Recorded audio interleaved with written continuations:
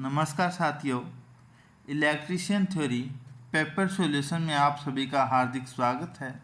साथियों, आज की क्लास में हम चर्चा करने वाले हैं राजस्थान विद्युत विभाग भर्ती 2018 में 29 अगस्त 2018 को हुई भर्ती प्रतियोगिता परीक्षा के जो प्रश्न है उसमें जो इलेक्ट्रीशियन थ्योरी के प्रश्न पूछे गए उन्हीं के बारे में चर्चा करने वाले हैं, जिसमें आज की सीरीज का हमारा पहला प्रश्न है साथियों, निम्न में से कौन सा बलों की विद्युत रेखाओं का एक गुण नहीं है।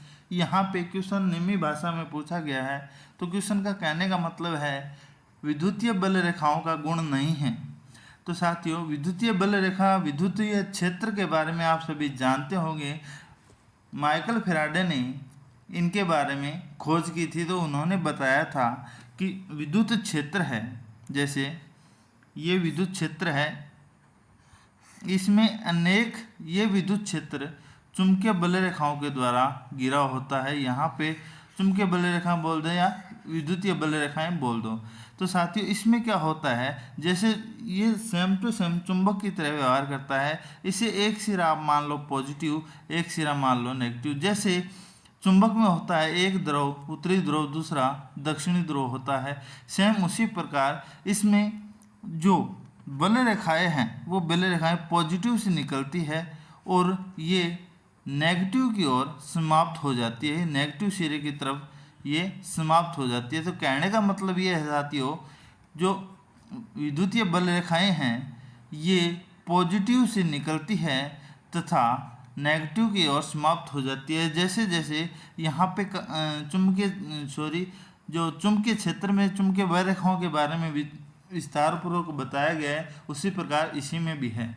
तो साथियों, यहाँ पे क्या है, पहला हमारा ऑप्शन है यह धनात्मक आवेश से प्रारंभ होती है। तो मैंने आपको बता दिया साथियों, विद्युतीय जो बल रेखाएं हैं ये धनात्मक आवेश से उत्पन्न होती है, आरंभ होती है तथा ऋणात्मक आवेश पर समाप्त हो जाती है। तो इसमें हमारा दूसरा ऑप्शन भी सही है कि विद्युतीय बल रेखाएं यह ऋणात्मक आवेश पर समाप्त हो जाती है। बल रेखाओं एक दूसरे के समांतर होती है। हाँ साथियों, ये आपको बता देता हूँ कि ये विद्युत जो बल रेखाएं हैं ये एक दूसरे के समांतर होती है, ये एक दूसरे को कभी काटती नहीं है। अगला हमारा प्रश्न है साथियों, बलों की रेखाएं एक दूसरे को प्रतिच्छेदित करती है, मतलब काटती है। साथियों, यहाँ पे सी ऑप्शन दिया हुआ है बलों की रेखाएं समांतर होती है, और डी में दिया हुआ है कि एक दूसरे को प्रतिच्छेदित करती है। तो ये तो कन्फर्म हो गया, इन दोनों में से एक बात गलत है। तो मैं आपको बता देता हूँ साथियों, विद्युतीय बल रेखाएं कभी एक दूसरे को नहीं काटती, क्योंकि अगर ये एक दूसरे को काटेगी तो इसकी दिशाएं क्या हो जाएगी, अलग अलग हो जाएगी, जो कि संभव नहीं है। साथियों, एक बात और बता देता हूँ, इनकी प्रवृत्ति लंबाई में सिकुड़ने की होती है। जैसे आप एक चुंबक की तरह देखा होगा साथियों, ये एन ध्रुव है, ये ऐसे सेम टू सेम उसी प्रकार जैसे यहाँ से निकलती है ये इसमें प्रवेश करती है। तो जैसे जैसे में इसमें कहा गया है इनकी प्रवृत्ति लंबाई में सिकुड़ने की होती है, तो मतलब जैसे जैसे लंबाई बढ़ेगी तो ये इनकी प्रवृत्ति भी सिकुड़ेगी। तो यहाँ पे इस प्रश्न के अंदर हमारा एक ऑप्शन क्या है, गलत है। चुंबकीय बल रेखाएं एक दूसरे को प्रतिच्छेदित करती है, ये इसका हो जाएगा डी, हमारा सही आंसर हो जाएगा। अगला हमारा प्रश्न है साथियों,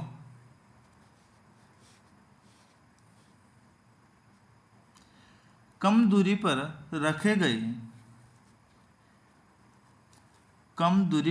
रखे गए दो बराबर व विपरीत आवेश को क्या कहते हैं।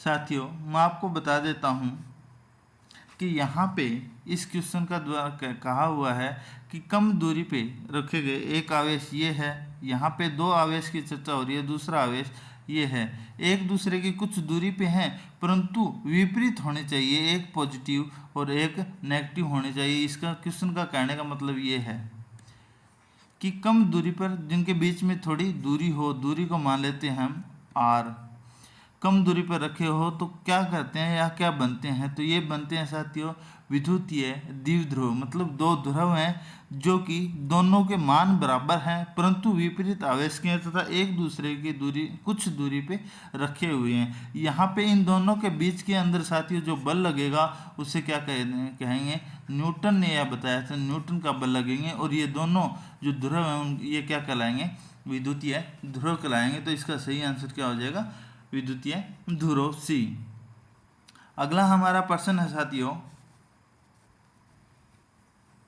अगला हमारा प्रश्न है ओमिक चालक का प्रतिरोध किस पर निर्भर करता है। यहाँ पे निमी भाषा में मैंने आपको पहले बता दिया था। प्रश्न ओमिक का मतलब है यहाँ पे ओम, ओम से है।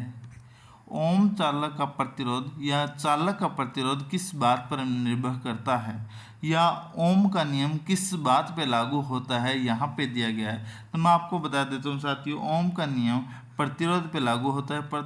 ओम का नियम लंबाई के समानुपाती तथा कटाक्ष क्षेत्रफल के व्युत्क्रमानुपाती होता है।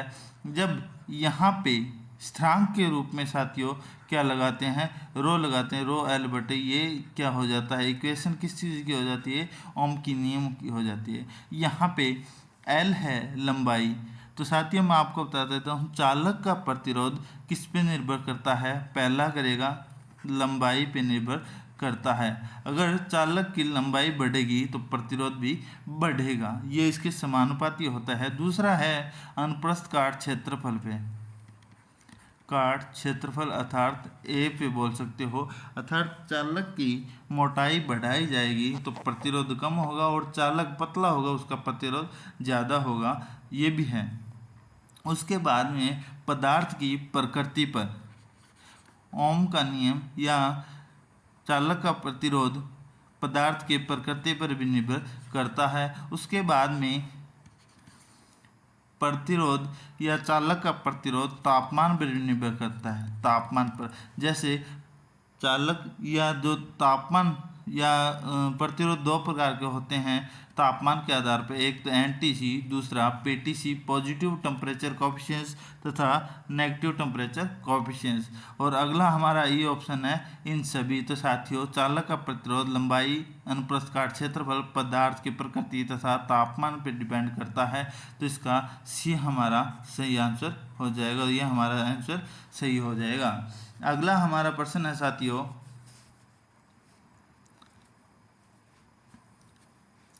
वर्ग तरंग का रूप गुणक क्या होगा। यहाँ पे वर्ग तरंग का अर्थ है, मैं आपको बता देता हूँ साथियों, स्क्वायर वेव का है। जैसे ये आपके सामने एक रो है, इसमें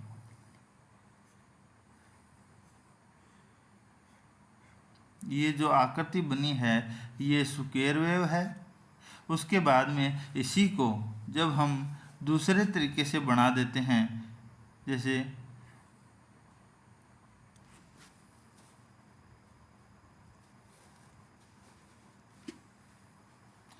इसी में हम ऐसे बना देंगे इसे, तो ये हो जाएगी साइन वेव।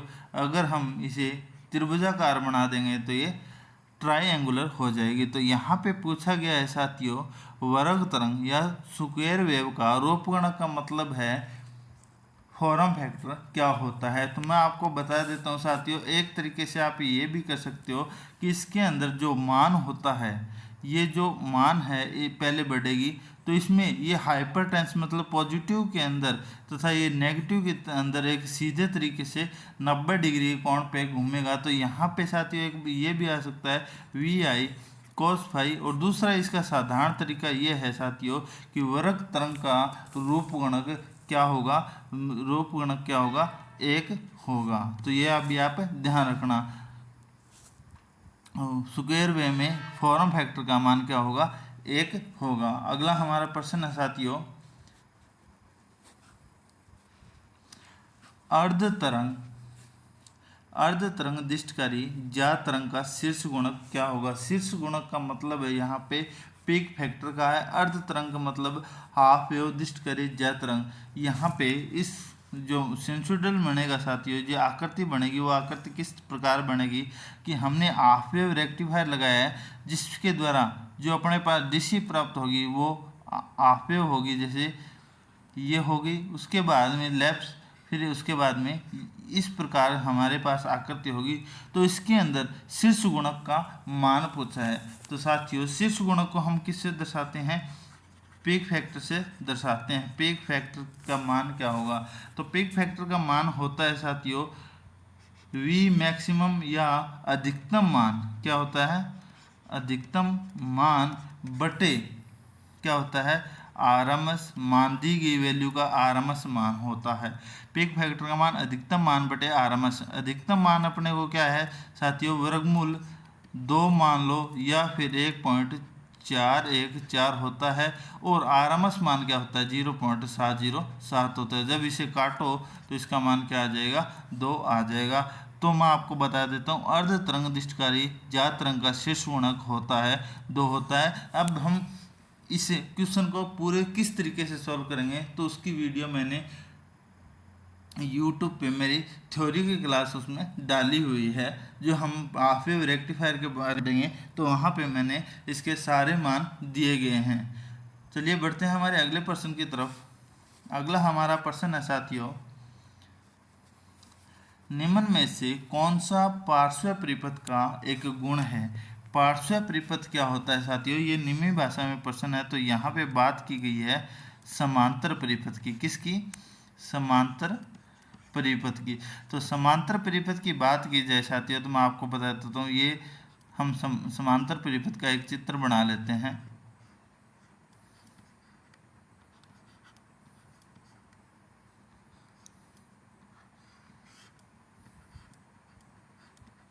ये समांतर परिपथ का एक हमने डायग्राम बना लिया, चाहे वो प्रतिरोध का हो चाहे कैपेसिटर का, कोई भी समझ लो। तो यहाँ पे साथियों की दिया गया है समांतर परिपथ में ऑप्शन ए है प्रत्येक ब्रांच की वोल्टेज भिन्न होती है। यहाँ पे मैं आपको बता देता हूँ साथियों कि समांतर परिपथ के अंदर वोल्टेज क्या होती है? वोल्टेज समान रखी जाती है। यह भी क्वेश्चन पूछ लिया जाता है घरों में वायरिंग वो सभी परिपथों उपकरणों में समान वोल्टेज प्रदान करने के लिए समांतर क्रम में की जाती है। अगला पॉइंट मैं आपको बता देता हूँ, प्रत्येक ब्रांच बी हमारा ऑप्शन है, प्रत्येक ब्रांच में धारा समान रहती है। तो मैं आपको बता देता हूँ साथियों, यहाँ पे जो आपका एरो का निशान है, यहाँ पे एक ब्रांच होगी ऊपर की, दूसरी ब्रांच है ये।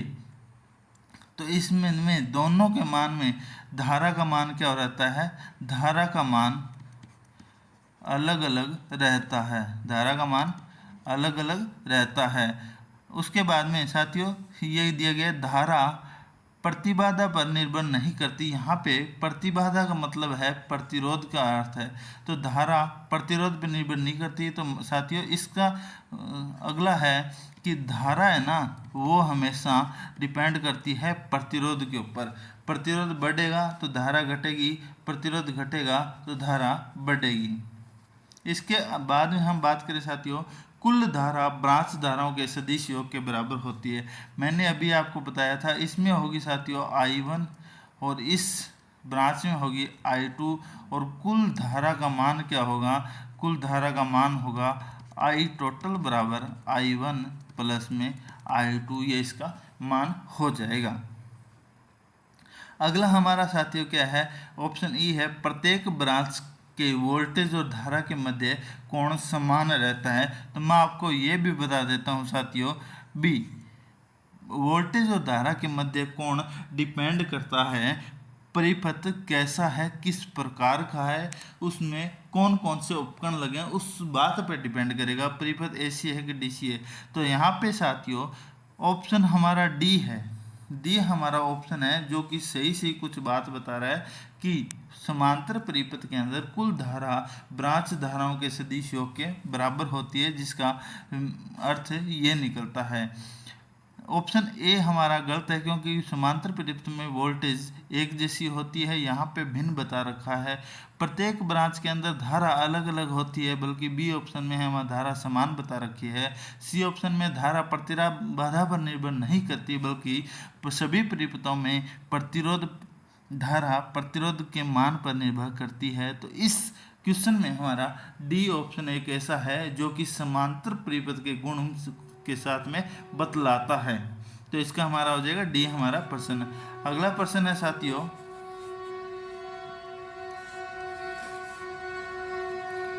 निम्न में से किस पदार्थ के विद्युत प्रतिरोध का मान न्यूनतम होता है? निम्न में से किस पदार्थ के विद्युत प्रतिरोध का मान न्यूनतम होता है? तो यहाँ पे इसे दो तरीके से कह सकते हो, भी सीधा क्वेश्चन भी पूछ लिया जाए साथियों कि किस पदार्थ का विद्युतीय प्रतिरोध का मान न्यूनतम होता है, तो आप सीधा सीधा वहाँ पे अगर चांदी ऑप्शन में है तो चांदी करके आ जाना, क्योंकि सबसे ज़्यादा न्यूनतम प्रतिरोध चांदी का होता है। चांदी को ही सबसे अच्छा चालक माना जाता है। उसके बाद में तांबा, उसके बाद में एल्यूमिनियम, उसके बाद में निकल तथा लोहा, ये सभी पदार्थ आ जाते हैं। सबसे अच्छा और न्यूनतम प्रतिरोध वाला चालक चांदी होता है। अगला हमारा प्रश्न है साथियों, 5 किलो ओम और 0.5 वाट प्रतिरोध की वोल्टेज रेटिंग क्या होगी? तो साथियों यहाँ पे अपने पास क्या पूछा है, वोल्टेज का मान पूछा है। हमने दो नियम पढ़े होंगे साथियों, V/IR, एक ये त्रिभुज का नियम, और दो हमने पढ़ा है P/VI, ये भी हमने दो त्रिभुज का देख लिए होंगे।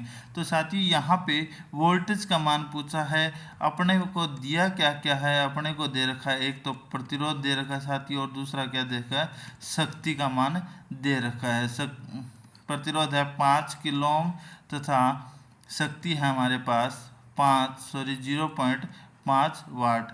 तो हमें निकालना है V का मान। तो साथियों P बराबर क्या होता है, VI होता है। I का मान हमारे पास देने रखा, तो हम लिख सकते हैं P बराबर V गुणा में I का मान होता है V/R। तो साथियों अपने पास निकालना क्या है, अपने को निकालना है वोल्टेज। तो यहाँ पे क्या हो गया, वोल्टेज स्क्वायर बराबर P गुणा में R। तो अपने को क्या दे रखा है, P का मान, शक्ति का मान दे रखा है 0.5 गुणा में R प्रतिरोध का मान क्या दे रखा है 5 किलो का हो गया 1000 ओम।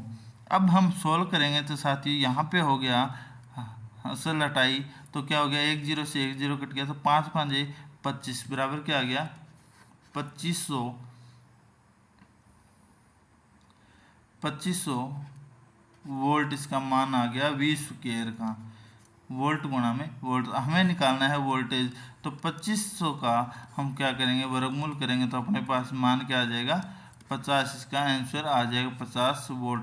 तो साथियों 5 किलो ओम प्रतिरोध वाले, जो कि जिसकी शक्ति 0.5 वाट है, उसकी वोल्टेज रेटिंग 50 वोल्ट होगी। डी हमारा सही आंसर हो जाएगा। चलिए बढ़ते हैं हमारे अगले प्रश्न की तरफ। अगला हमारा प्रश्न है साथियों, 10 घंटों के लिए 15 एम्पीयर पर आवेशित बैटरी के लिए आपूर्ति की विद्युत की मात्रा क्या होगी? तो साथियों यहाँ पे एक 15 एम्पीयर की बैटरी को 10 घंटों के लिए चार्ज किया जाता है, तो उसकी दोबारा देख लें कि 15 एम्पीयर की बैटरी, उसे 10 घंटे के लिए चार्ज लगाया गया, तो उसकी विद्युत आपूर्ति की मात्रा क्या होगी? तो मैं आपको बता देता हूँ साथियों, यहाँ पे विद्युत आपूर्ति, पहले तो आपको बता दो बैटरी की क्षमता चार्ज की हुई, तो बैटरी की क्षमता मापी जाती है एम्पियर हावर में, तो ये होगी 15 एम्पियर गुणा में हावर बराबर हो गई 10, तो ये क्या हो गया 150 AH की बैटरी है। ये भी देख लेना, 50 एम्पियर आवर की बैटरी है, विद्युत आवेश की मात्रा कितनी होगी?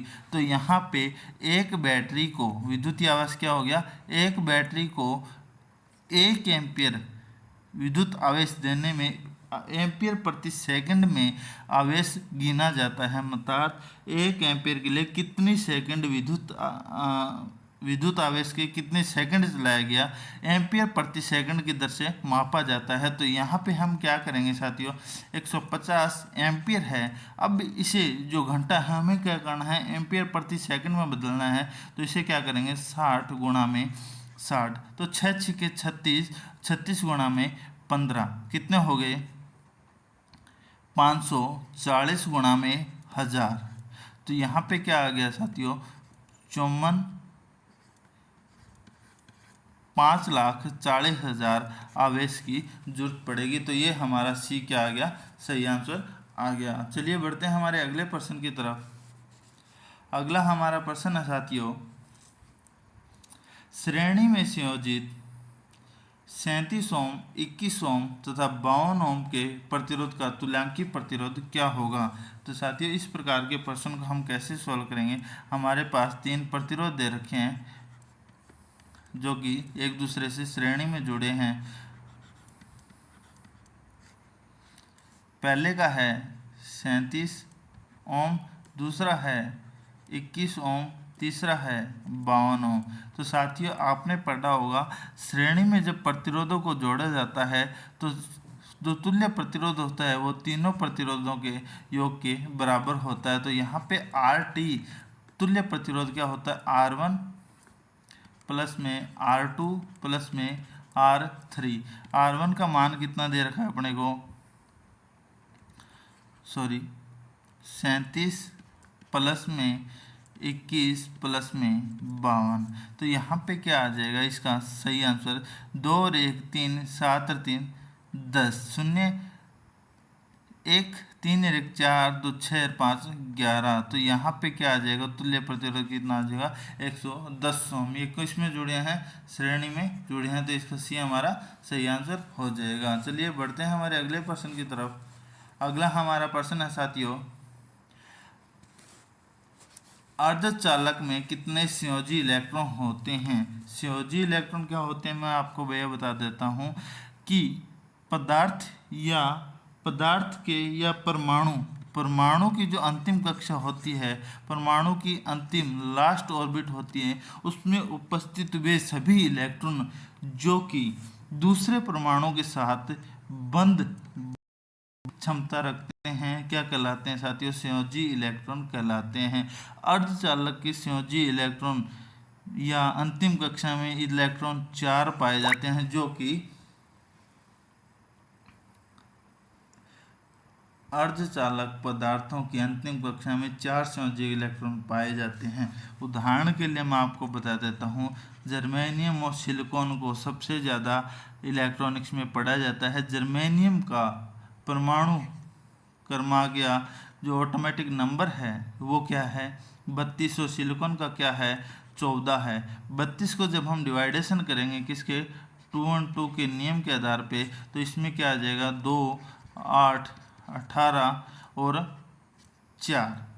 तो इसकी अंतिम कक्षा में कितने इलेक्ट्रॉन हो गए, 4। और जब इसे बांटेंगे तो पहली कक्षा में 2, दूसरी में 8, 8 और 2 10 और तीसरी में 4। तो जर्मेनियम और सिलिकॉन दोनों अर्धचालक हैं और इनकी अंतिम कक्षा में 4 संयोजी इलेक्ट्रॉन पाए जाते हैं। तो अर्धचालक में कितने संयोजी इलेक्ट्रॉन पाए जाते हैं, अर्धचालक पदार्थ में 4 संयोजी इलेक्ट्रॉन पाए जाते हैं। अगला हमारा प्रश्न है, पार्श्व संयोजित 2 ओम, 4 ओम, 8 ओम प्रतिरोध का तुल्य प्रतिरोध क्या होगा। पार्श्व का मतलब है यहाँ पे समांतर क्रम में है, तो समांतर क्रम में जुड़े प्रतिरोधों का तुल्य प्रतिरोध। तो यहाँ पे डायग्राम बना लेते हैं। 3 प्रतिरोध दे रखे हैं जो कि एक दूसरे से समांतर में जुड़े हैं।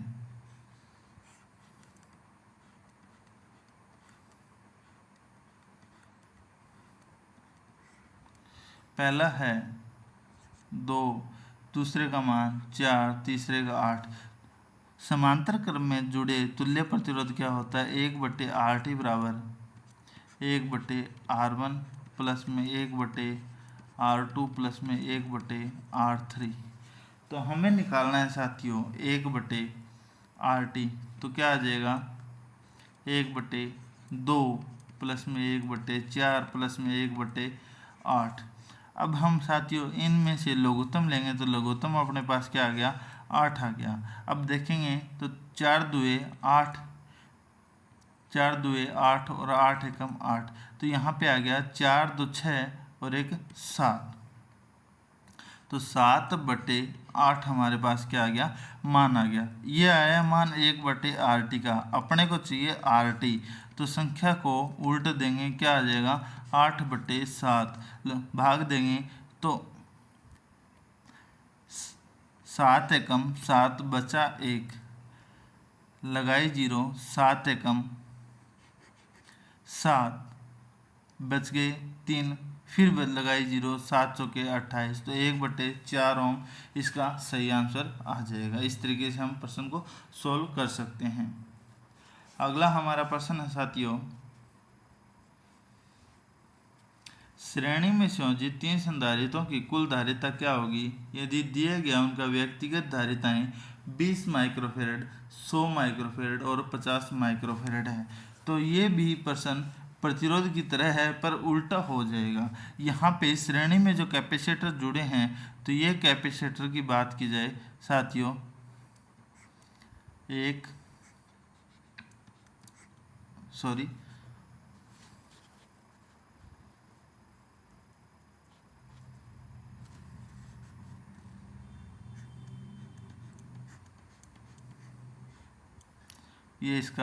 3 कैपेसिटर जुड़े हैं। पहला है 20 माइक्रोफेरेड का, दूसरा 100 का, तीसरा 50 का। तो यहाँ पे कुल धारिता की बात की जाए तो श्रेणी क्रम में धारिता होगी 1/CT बराबर 1/C1 प्लस में 1/C2 प्लस में 1/C3। कैपेसिटर 1 की धारिता, 2 की धारिता और 3 की धारिता। जब हम बात मान करेंगे तो इसको करेंगे साथियों सोल्व, तो 1/CT बराबर 1/20 प्लस में 1/100 प्लस में 1/50। लघुत्तम कितना आ गया 100 आ गया। पहले निकालेंगे तो 20×5 100 प्लस में 100 एकम 100 और फिर 50 दूनी 100, तो 2 और 1 3 और 5 8। तो 1/CT का मान क्या आ गया यहाँ पे 8/100 आ गया। जब हमें CT निकालना है तो 100/8, 8 का भाग दिया 8 एकम 8 बच गए 2, 8 दूनी 16 बच गए 4, 8 5 40, तो 12.5 इसका क्या आ जाएगा माइक्रोफेरेड इसका कुल धारिता आ जाएगी। चलिए बढ़ते हैं हमारे अगले प्रश्न की तरफ।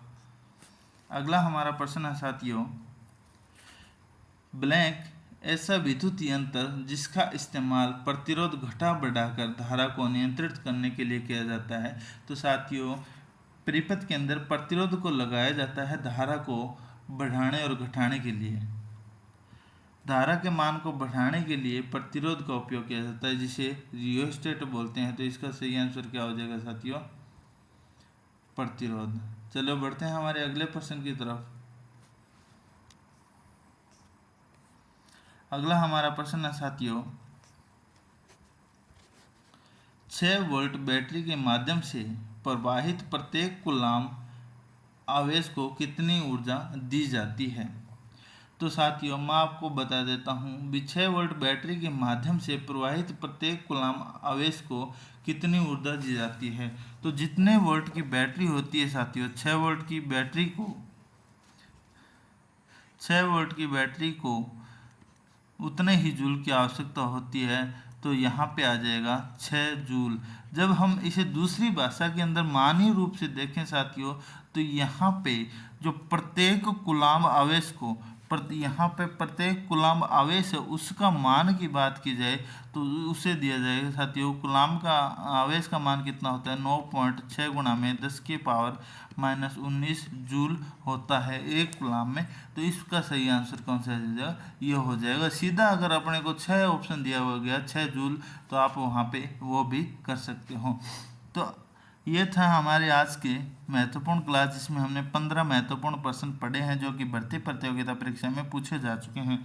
तो अगर आपको मेरी ये वीडियो पसंद आए तो मेरी वीडियो को लाइक शेयर ज़रूर करें, और अभी तक आपने मेरा चैनल सब्सक्राइब नहीं किया है तो मेरे यूट्यूब चैनल IT एक्सपर्ट को सब्सक्राइब करना ना भूलें। आज के लिए इतना ही साथ